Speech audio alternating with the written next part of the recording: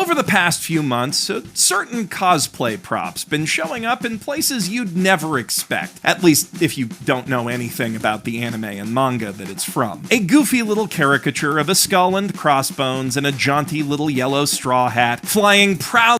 We're watching Mother's Basement, The Politics of One Piece. Okay, it's from 7 days ago. Mother's Basement is a real ball knower. Obviously, this is an issue that's close and personal for me.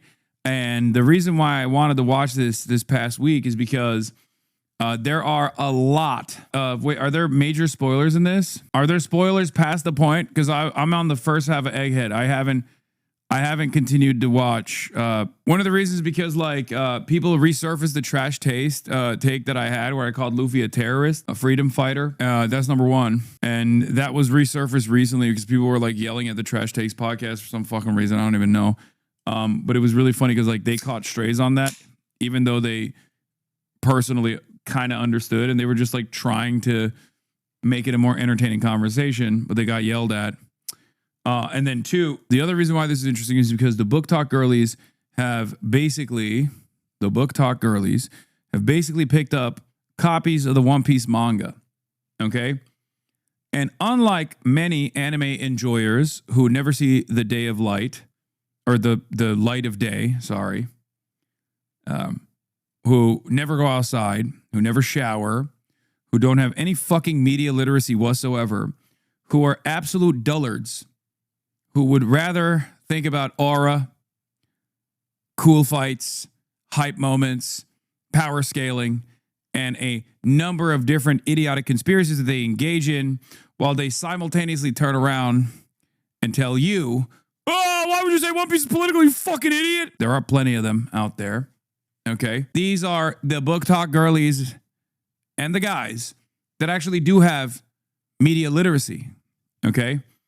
Now, I'm not going to sit here and say that they're all, the best read people out there or they have the best media literacy or anything like that, but they definitely have more than the average anime enjoyer. Bro just started watching One Piece and thinks that his Karl Marx. Yeah. Don't read Das Kapital. Read One Piece instead. It's just as verbose. You haven't heard of Agenda Piece. So I will admit, until I saw the TikToks of people making memes about Agenda Piece against the book talkers picking up copies of One Piece, I was unfamiliar with some of the Agenda Piece line items, except for those that I had heard in my chat. A shockingly low amount of people in my community that also are One Piece enjoyers are actually Agenda Piece defenders, which is very interesting.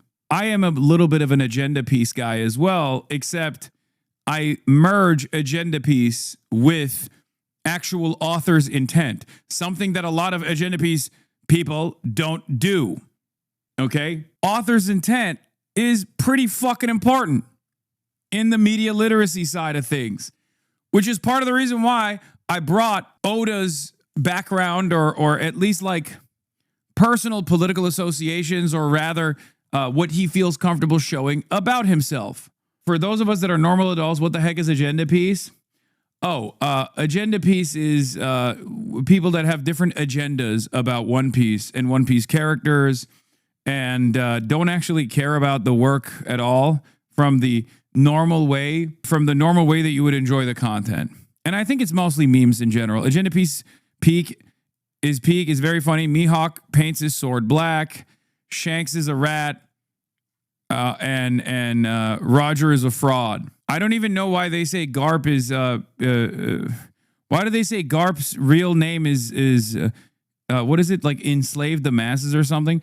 I guess Zoro is a racist, this kind of Agenda Piece as well, even though I don't really take it. Yeah. Warrior of oppression. Another is Buggy is hiding his power level. He is Shanks equal. Yeah. I've never been a Buggy fan, so that one also doesn't track with me at all. But anyway, let's just keep going. So there's a bunch of different conspiracies that people have basically fucking followed loose threads on, because this is a work of art that has been around. This is a work of art that has been around for, people's entire lifespans. So, of course, there's entire conspiracies around it. There are very long and convoluted conspiracies around it. It's just another way to like enjoy the art, I think. But this is not an agenda piece video. This is a politics of One Piece video. And it's actually part of the reason why I really like One Piece. Let's take a look. Over desperate protests and the flaming wreckage of a nation's capital. There are a few Shonen Jump anime one could say have conquered the world over the years, but none quite so literally as this. From New York to Jakarta, Paris to Palestine, Rome to Kathmandu, One Piece is being adopted the world over as the official manga of protest and revolution. Which must be more than a little confusing to folks who mainly know Luffy as that one guy who was always standing next to Boruto's dad in Bleach from, that one anime that's way too long to ever watch it. Meanwhile, those who have watched it are just thinking, Sniper King, shoot down that flag. Those pirates just declared war against the world government! yeah, sounds about right. So in the interest of clearing up that confusion, Yeah, it kind of blows my mind that you can be right-wing and actually like One Piece. I can't get over it, dude. At its base, it's literally a bunch of terrorists beating the fuck out of sea cops, dude. I can't get over it. How the fuck do people watch this thing and go, no, this is a fucking real right-wing show? Like, what do you mean? Like, it just doesn't make any sense. I know I'm just relitigating the same take that I delivered on Trash Taste, but there was a fuck ton of people at the time, including a bunch of like One Piece Twitter accounts that was shitting on me for that take. and also just because I think it's really cool and fun to talk about, I want to examine some of the political themes that have made One Piece and the Mugiwara flag such lightning rods for radical and revolutionary thought among Gen Z. Though before we can get to that, this video is sponsored by Stella Sora, a classically styled... Why wouldn't you just enjoy the show and think too much about it? Brother, it's not even thinking too much about it. It's just, it's not an undertone. It's the tone. It's the theme. It's top-down what the light game action is. adventure. What are you talking about? It's literally the whole thing. The entire story revolves around overthrowing corrupt tyrants. It's not subtle at all. It's about fighting against governments that are harming the people. It's this video is ironically going to explain all of that, but that is the whole point of One Piece. We had no idea that you said that, but my wife has been talking about this for the last couple of weeks. Wait, really? Your wife is on Book Talk?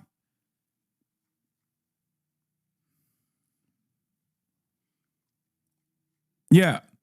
Watching One Piece and just not watching One Piece is just like assuming that there's no politics in it is I don't know. I just like how it's not overthinking it. It's just being devoid of thought. Why don't you just turn your fucking brain off, Himbo? It's not even that. It's like it's as prevalent as the colors are on the screen. Hasan LARPing as a communist is funny. Oh my lord, brother. I am a titan of industry. Know your fucking place, serf. I am the capitalist. I am Mr. Capital. Know your place. Okay? Know your place. All right, hold on here. When you download the game at the link in the doobly-doo. Stella Sora is available now on iOS, Android, and PC. Now, with that out of the way, before getting started, we should also probably address all the folks who will adamantly insist, lol, you discuss your dog, liberal. you abuse your dog, disgusting liberal. Know your place. Know your place. Okay? Know your place. If you come in here and defend capitalism and you are devoid of capital, I will make fun of you. Okay? I will make fun of you. Where is your capital? You're broke. Where is the fucking banknotes? Where is the deed to the factory? You have no capital. Why are you defending the system that's fucked you over? Oh. Show me the deed to the factory. and then we'll talk.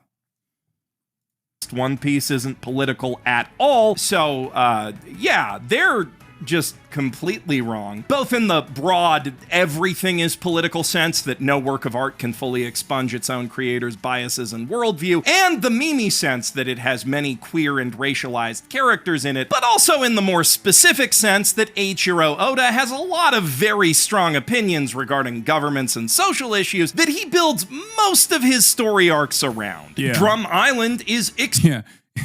I wonder what this anime is about that has like visibly queer characters and trans characters that aren't even like villains, okay? Or even if they are villains initially, they become like friends. All this stuff where one of the mysterious characters is like a revolutionary. One of the mysterious good characters is directly a revolutionary. Explicitly about Wonder the what that's evils about. of privatized and monopolized medicine. The entire East Blue saga is bookended with stories about different scales of police corruption. Skypiea is about colonialism and its ties to the romanticized This is so funny. I verbatim, one by one, went through all of this when describing why One Piece was political on the Trash Taste podcast. exploration. Fishman Island deals with civil rights and the evils of racial supremacy. Alabasta and Weakest, by Dressrosa the way. both Straight up, greatest opportunity, and yet the weakest. I think Oda's weakest political POV was Fishman Island. examine from different angles how covert foreign actors can destabilize and subvert sovereign states. Water 7 is about basically the CIA doing that and leads directly into a vicious spoof of Japan's guilty until proven innocent court system. Wano explores the pros and cons of open borders with a little side of trans rights. Sabo's backstory is all about how elites divide and conquer through social stratification. Robin's backstory shows how history can be twisted and erased to control political narratives in the Smithsonian. The entire Summit War saga is about the corruption and politicization of justice itself. Long Ring Longland is about cheating scandals in the Laugh Olympics. It's a very political manga. And when you dig deeper to look at the underlying narrative connecting those arcs, you find revolutionary politics baked into One Piece and Luffy's very DNA. Literally. Oda keeps a picture of Che Guevara hanging prominently in his studio, and he's based more than one character on his likeness and history, including Monkey D. Luffy's own father, Dragon, the leader of the Revolutionary Army. Now, Luffy himself is not a revolutionary, not consciously anyway. His only political priority is the redistribution of meat. But he is a freedom fighter in the most literal sense of the term, that he will fight anyone who tramples on his or his friend's freedom, which naturally leads to him overthrowing a despot or two, since anyone who shares meat with him is his. Like, the only counter example that you can present here is basically that there have been many instances where he's like basically put a magnanimous monarch back into positions of power, right? And that's the only effective counter example, like only effective counter narrative to the idea that this is like a socialist work or like a revolutionary work in general. And the thing that I would say in that regard is basically that, like, I think Oda is, like, I've thought about this quite a bit. Oda is very governance agnostic. Like, he just thinks that as long as the authority figure is good for the greater, as long as the authority figure, regardless of whether they're a monarch, a hereditary monarch, or anything, right?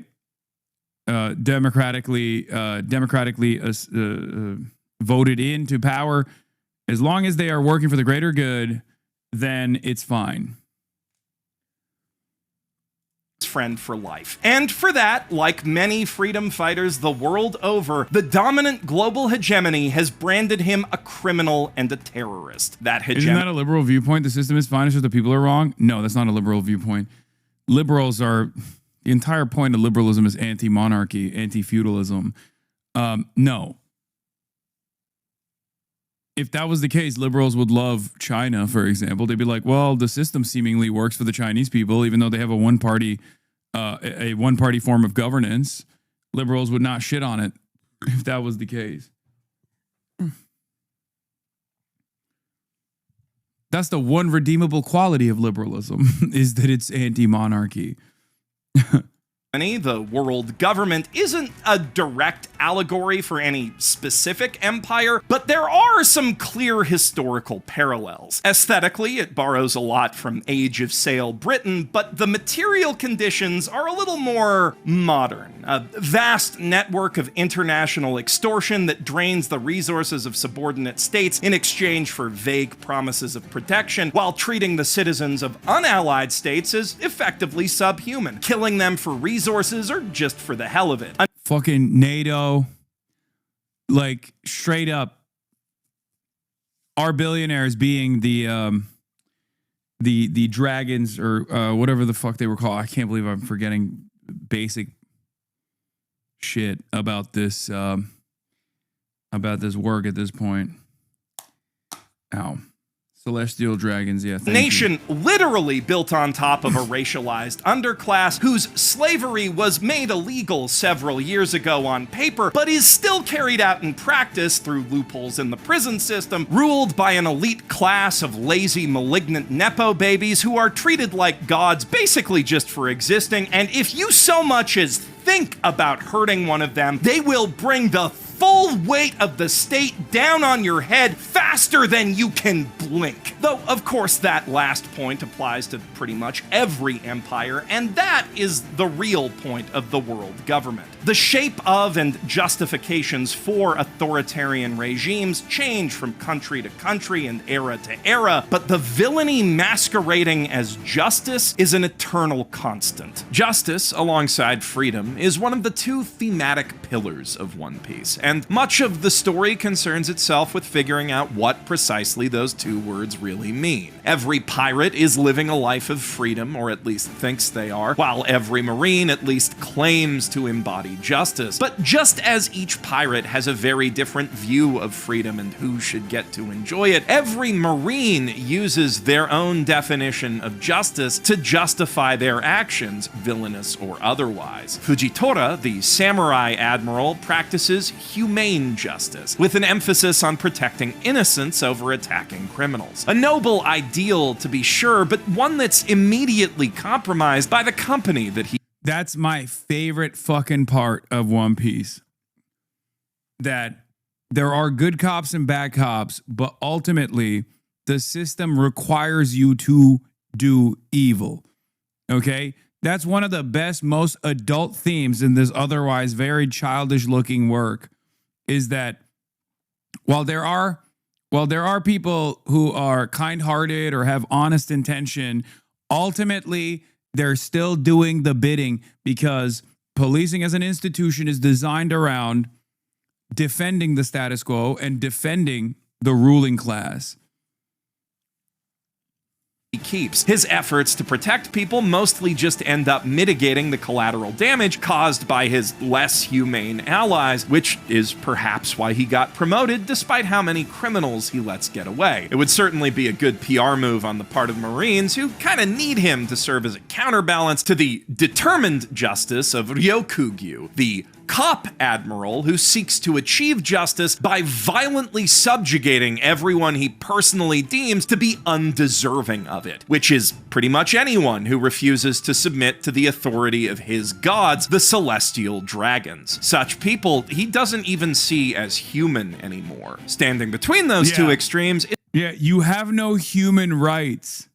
is Admiral Kizaru, a fundamentally fickle man whose ideal of justice is unclear. He's a laid-back sort of guy, some might say too laid back, inquisitive and open, if absent-minded, which makes him a fast friend to Dr. Vegapunk. But he's not particularly decisive, and rather than sorting out the complexities of justice for himself, he'd much prefer to be under orders, which he follows with ruthless efficiency, free of the responsibility of actually passing judgment himself. Though after the events at Egghead, he may no longer...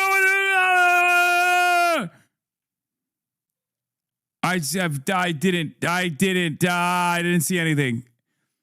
Remember, I only saw half of Egghead. I stopped watching specifically because I wanted to bank episodes. So I have not. Is it fine to unpause here?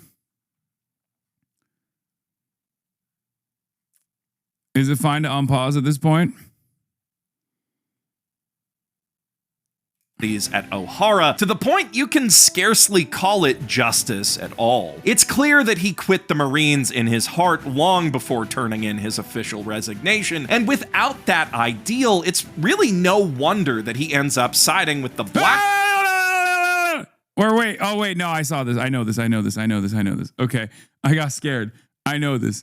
I know he sides with Blackbeard. I know that. Blackbeard pirates after leaving, despite his kind nature. After all, as Luffy's foil, Teach is the ultimate avatar of selfish, individualistic freedom, and after a lifetime spent sacrificing his own freedom for justice, yet still being denied his final promotion by the Navy, it's only natural that Kuzan would swing all the way in the other direction. Former Fleet Admiral Sengoku's reasons for stepping down are a little more noble. His ideal of reigning justice emphasized giving the people of the world a sense of security born from knowing that the Marines were looking out for them. But when the world government sought to save face by sweeping the prison break of Blackbeard's new Titanic captains under the rug, despite the danger those criminals posed to an unwitting public, Sengoku could no longer reconcile his ideal for what the Marines should be with the reality of what they are. Though, unfortunately, his leaving paved the way for someone even worse. In keeping with his magma-based power set, the new Fleet Admiral Sakazuki's approach to justice is full scorched earth. He believes that the world will only become truly just when all of the evil in it, including potential evil, has been rooted out and purged. This is, if I may editorialize a little here, a child's view of morality. The reactionary idea that the world will become good if you can just get rid of all the bad people, as if all the suffering and death that you'd have to cause to make that— I hate this scumbag. Fucking monster. That happen wouldn't make you one of the worst people to ever live. He's such a cool villain, but he's such a fucking piece of shit. Fucking asshole murderer. But that childish outlook is right in keeping with the brand of justice endorsed by the world government itself, absolute justice, which is a pretty straightforward— That stuff is still confusing to me, but I guess it'll open up a little bit more soon. Not the Gang of Five or whatever, but the other, like, the other philosophy. Everything that opposes the world government is absolutely evil, and anything the world government does to stop it is absolutely good. Even if that means cutting down innocent civilians just to get a pirate, or testing top secret experimental weapons on children, or nuking an entire island just to uphold the official narrative. And with that being their official party line, you can probably imagine what the Marines are like as an organization, especially under Sakazuki, worse than basically all of the criminals that they're actually capable of stopping. Besides a few notable deserters, the only good Marines are the ones who've crafted their own personal code of moral justice, like Kobe, Smoker, Tashigi, and Garp. But even Garp— Oh! I heard that there is spoilers, hella spoilers here. Smoker, my goat. Yeah, Smoker is the goat. Oh, Another agenda piece is Smoker is actually more powerful than Smoker is actually more powerful than Dragon, and that hold on, I'm gonna skip a little bit ahead. I'm gonna close my eyes and skip. Hopefully it'll be fine. Part no one similar.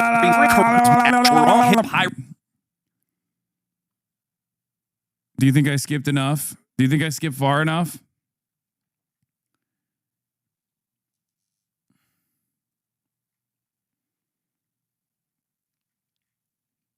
Garp fan in 2025. I don't.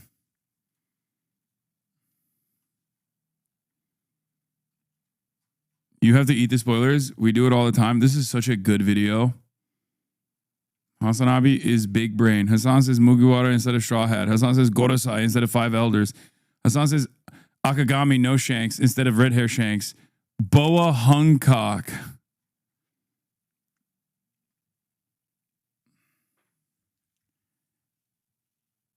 Yeah, I'm garping my shit. Maybe skip this, man. Okay, calm down, dude. We're not skipping it. It's a really good video. Eat the spoilers or don't want? Our absolutist potential ally alienating all that passion can be twisted to unjust ends. One Piece frequently pits the forces of freedom and justice against each other. It's the most persistent conflict in the entire series, present from the moment that Luffy met Kobe. And that conflict is a dialectic one, intended to produce a synthesis between the extremes of the Marines and pirates, between those who claim to uphold justice while protecting the world's greatest and richest criminals from Amazing. Fucking nailing it. Jesus Christ, I gotta pee. it, and those who seize freedom for themselves at the expense of the weakest and poorest. A truly universal brand of justice that none are allowed to stand above, whose purpose is to protect instead of restrict freedom. Because you cannot have true freedom unless all who would trample on it are brought to justice. And until all men are free, justice can never be truly absolute. Earlier, I called Luffy a freedom fighter, but I'm far from the first influencer to do so. Hasan Piker used those very same words to describe him, and he's thrown even more contentious labels at the series, arguing that One Piece is communist and Luffy is Antifa, which are pretty strong claims to make, especially about a kid's cartoon that started in the 90s. But that doesn't mean they're not worth considering. So, is there anything in the text that backs them up? Well, One Piece does portray many of its villains, from Eneru with his surveillance. Well, it's about a Luffy never beat to justice, and truth is to protect instead of restrict freedom. Because you cannot have true freedom unless all who would trample on it are brought to justice. And until all men are free, justice can never be truly absolute. Earlier, I called Luffy a freedom fighter, but I'm far from the first influencer to do so. Hasan Piker used those very same words to describe him, and he's thrown even more contentious labels at the series, arguing that One Piece is communist and Luffy is Antifa, which are pretty strong claims to make, especially about a kid's cartoon that started in the 90s. But that doesn't mean they're not worth considering. So, is there anything in the text that backs them up? Well, One Piece does portray many of its villains, from Eneru with his surveillance state to the world government with its everything, through explicit, direct parallels to real fascist regimes. And Luffy does punch a whole lot of ethno-fascists and theo-fascists and crypto-fascists and croco-fascists right in their stupid fascist faces. But, as I've already said, that's not necessarily out of a committed ideological opposition to fascism itself, so much as the fact that fascists keep getting in the way of him and his friends' dreams and or meat. Luffy only ends up punching so many of these pieces of shit because he's a naturally good person. He doesn't need to be told that they're enemies of freedom. He can simply see it for himself from their heinously evil words. I also think Luffy is the way that he is because he's almost like gum-like, if that makes sense, where everything bounces off of him, where he is just, he's not trying. Like, he's just good. He's not trying. He doesn't have like any sort of ideological commitment. And I think that's by design. He's basically Rubber Man. He is just gum. That's what it is. Like, there is a reason why all of the other characters, even down to Zorro and all the other characters, both on the villain side, both on the good guy side, they all have like very clear agendas. They have very clear goals. They have like some kind of like logical through line, as opposed to, I would say he's a cartoon, but yes, good one. As opposed to Luffy, who's just kind of there. Okay.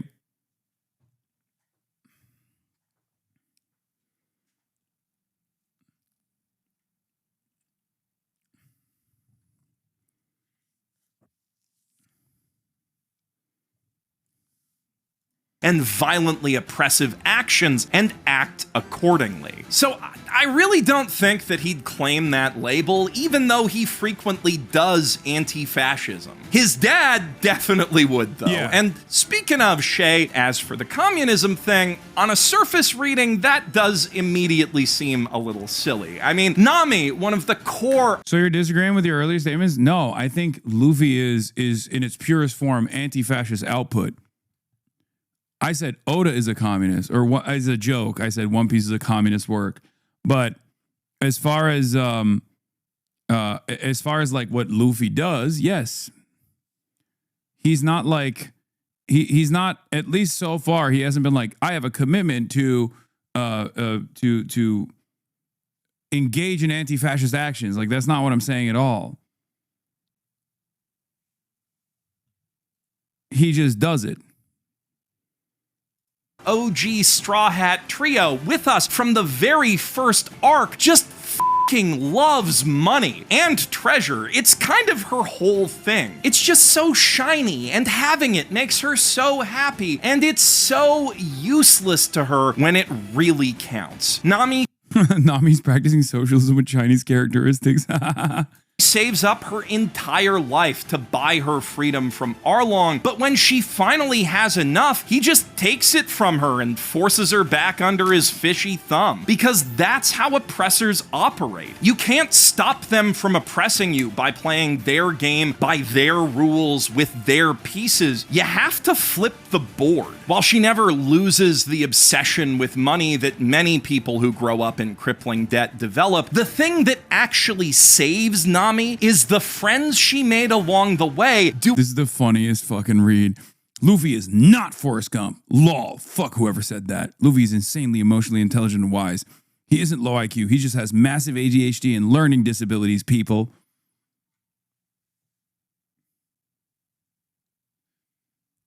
God, amazing. Thank you. Thank you for that.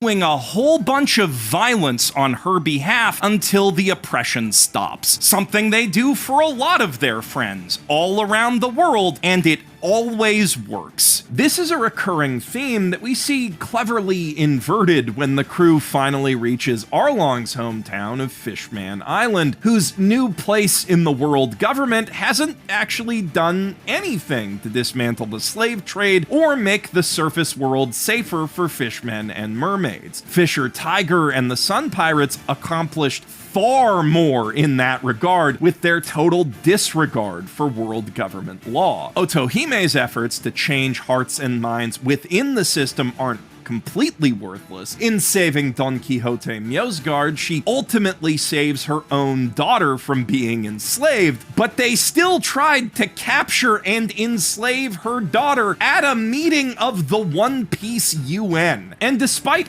ostensibly being affiliated with the world government, the Fishmen still need the protection of a crime lord to stop raids on their island, just like the giants on Elbaf do. In that context, it's not hard to see how Arlong and Hody Jones fell down such dark paths. They didn't have many better options. At the same time, though, the arc is quite clear on where those paths will lead. Fisher Tiger himself literally died because he couldn't let go of his hatred for humans. One Piece clearly argues that violent revolution is sometimes, often necessary to effect real change, but it's also careful to caution that. And also, the structures are inherently violent. Like the forms of oppression that governments take are also inherently violent. And it leads to a lot of pain and a lot of torment for regular people. The enslaved masses or an underclass of fishmen. Revolutions which aim to subjugate out of hatred for the oppressor rather than liberate out of love for the oppressed will ultimately reproduce many of the problems they seek to solve. Blackbeard, whose ultimate goal is world conquest driven by a desire to avenge God Valley, is a prime example of the former, while Luffy, his rival to be Pirate King, is quite literally the embodiment of liberation. Blackbeard's pirates even mirror the organization of the Navy, with the 10 Titanic captains serving under Admiral Teach, in contrast to Luffy, who... Did I miss a spoiler? Accidentally? I didn't even understand it. Straight up refuses to accept the other captains of the Straw Hat Grand Fleet as his subordinates, instead opting for an informal sake pledge that they will all come to each other's mutual aid if ever called upon, which is the same principle that organizes the Straw Hat crew themselves. Yes, Luffy is their captain, but so's Usopp sometimes, and he rarely orders his crew around except when snap life or death decisions must be made. They all follow him willingly as a cohort of comrades who've pledged to help each other reach their dreams, and they are all free to leave if they ever disagree. They all share equally in the spoils of their adventures, too. Nami's in charge of the money, but only because the rest of them are idiots, and they all happily lend their skills to their friends with no expectation of direct compensation. You could certainly call that commune-esque. Some might even say anarchish. And since Luffy's explicit goal is to become the freest man alive,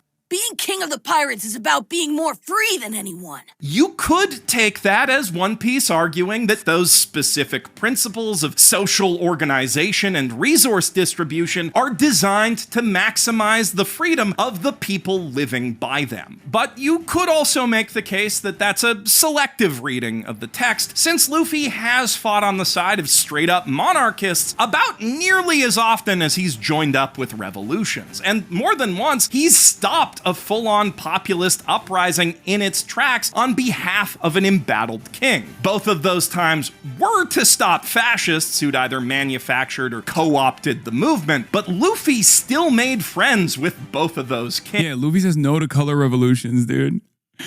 Oh my god. Luffy is anti-color revolution. Luffy is a tanky. Luffy is a tanky. He said the Hungarian counter-revolution must stop. Roll the tanks.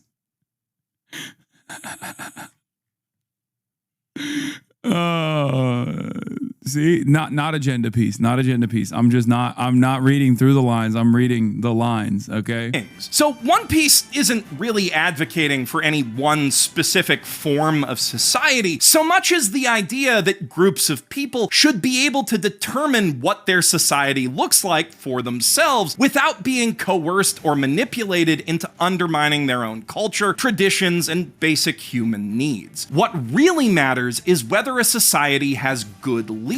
Can you counter his argument because he's saying that it's silly to call One Piece being a communist? What do you mean? He literally, first of all, the end point of communism is not at odds with, like, the end point of communism is not at odds with what he's describing.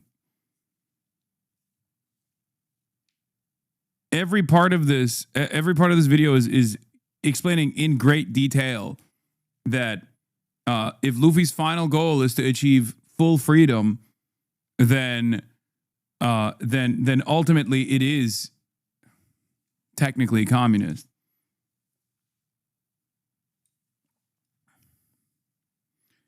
Luffy is a tank. He's pretty funny because we got evidence. Yeah, I mean, literally, he is.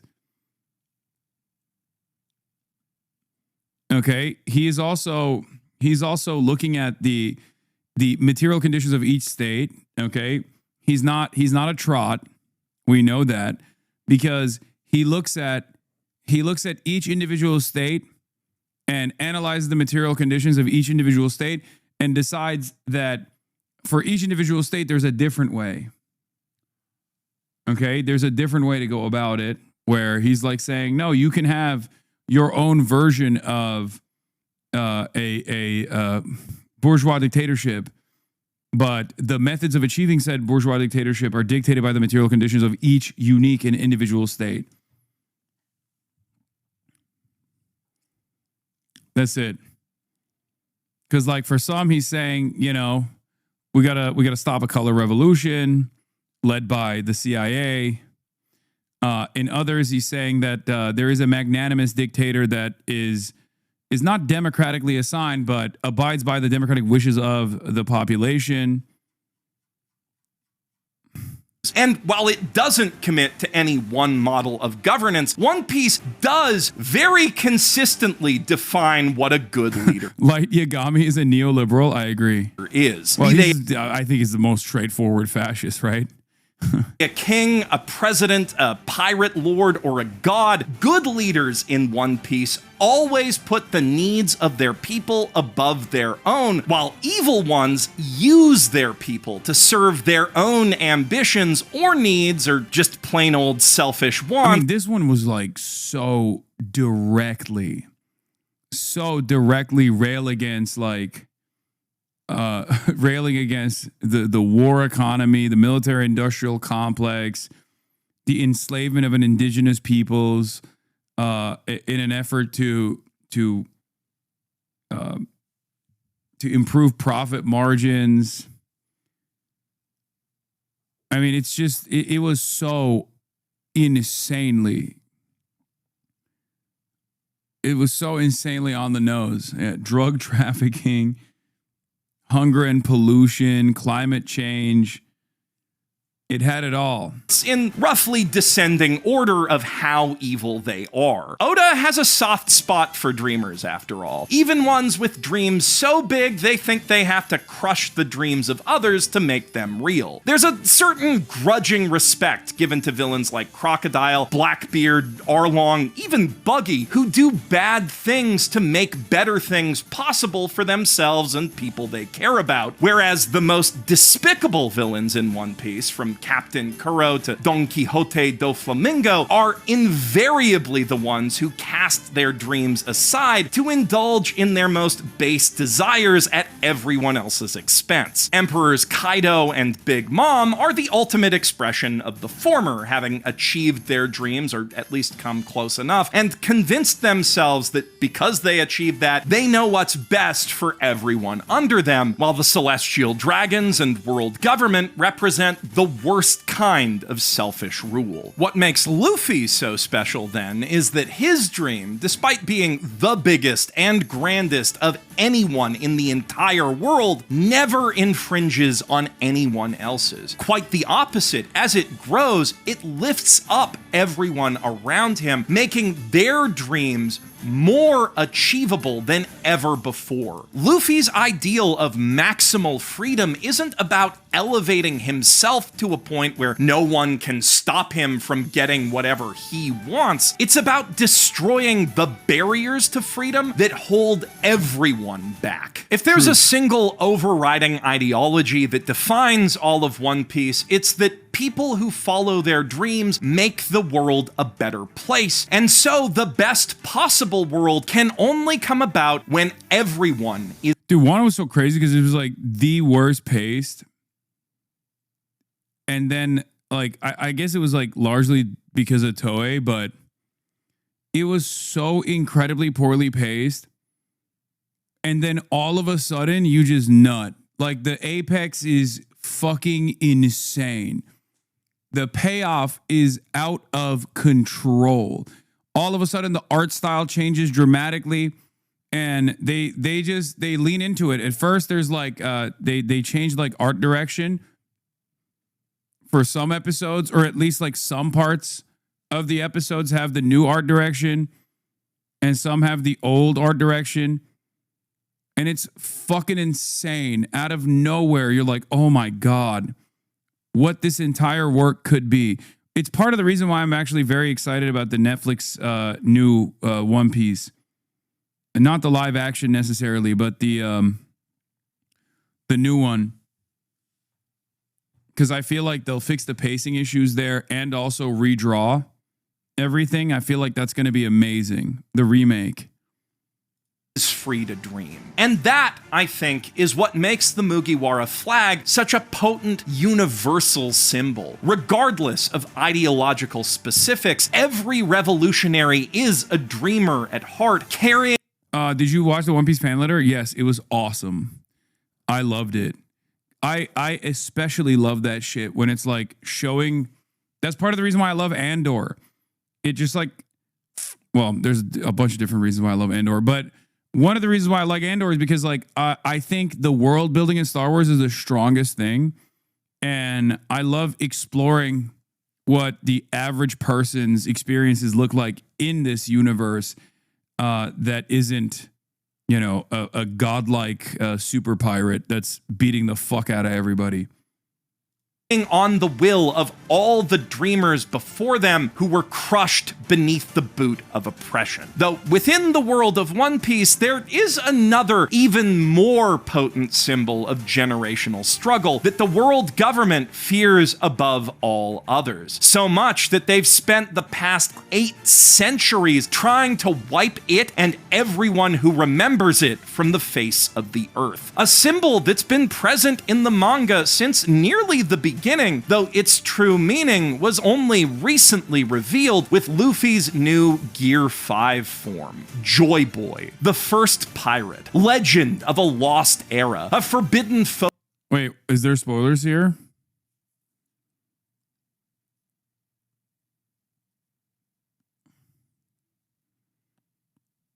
No, I mean, I know Joy Boy. Big spoiler? No, I've already seen it. Hero sung of in whispers by those whose mere existence has been deemed a crime against the state. There's been quite a bit of debate since Gear 5's reveal over whether it's truly iconic or just a sillier, squigglier version of Super Saiyan. In my opinion, it is absolutely the latter, and that's exactly what makes it so iconic. When a Saiyan becomes Super, it's almost always in moments of intense rage or sorrow, those potent emotions fueling the newfound power that they need to kick the ass of the guy who made them feel that way. And this theme has been echoed across countless other shonen battle series when their heroes power up. The villain pushes them to their limits, threatens what they love most, and at their lowest moment, something snaps and they awaken. That's been the genre template for decades now. But Gear 5 doesn't feed on such caustic emotions. It washes them away, drowning out the violent negativity of One Piece's villains with a cheerful drumbeat and uproarious laughter. Rather than just letting Luffy hurt people more efficiently, it transforms both him and the world around him in a way that turns each fight into a goofy little game and literally makes his dreams, however silly they might be, real. In a world ruled by anger and fear, One Piece posits that the key to true liberation is to embrace and embody unrestrained joy. To laugh in our oppressors' faces, even as they are crushed by conveniently timed pianos. That doesn't mean that anger has no place in the fight for liberation, obviously, but One Piece cautions time and again that anger must be directed and purposeful to do more good than harm. In the very first chapter, Shanks laughs off personal insults and even a mild physical assault from the mountain bandits, who end up mistaking that restraint for weakness, but they see just how wrong they are as soon as they lay hands on one of his friends, and Luffy emulates that attitude on Jaya when Bellamy tries to pick a fight with him, refusing to let the petty tyrant control his emotions and only putting a dent in his cocky skull when he starts pissing on someone else's dreams. It's that kind of righteous rage, the kind we feel on behalf of our friends and fellow man, that the world needs more of, while petty anger born from personal affronts is largely useless, wasted energy of no real concern to anyone with real power. That's why it's the man who can laugh from the bottom of his heart, even in the darkest of times, that despots fear most. For that man has fully harnessed his anger and can never be ruled by fear. Of course, knowing when and where to direct our fury is easier said than done, especially in this modern algorithmic age where enragement is engagement. We are conditioned to feel as if under attack from all sides at all times, pushed into a state of perpetual panic that paralyzes our ability to make rational decisions and respond to situations that deserve our anger. And often, the greatest, most dangerous injustices are wholly invisible to us, hidden in plain sight within systems we're taught to take for granted from the day we're born, slowly simmering beneath the cozy little pot of frogs we call society. So how can we ever know when we really need to act? Another great fictional freedom fighter has a pretty good answer to that question, I think, which I'll paraphrase for you now. Don't compare your circumstances to how they were yesterday. Look at how they were years ago. If it used to be okay, but it's not okay anymore, maybe you should do something about it. We're supposed to be leaving a better world for our children, after all, so if it's not better, if you're dealing with cruelty, with neglect, with a ruling class that wastes the people's money on frivolous, selfish bullshit, maybe it's time to get out there and raise your flag. I'm Jeff Thu, professional freedom keyboard warrior. That was fire, bro. God damn, that was good.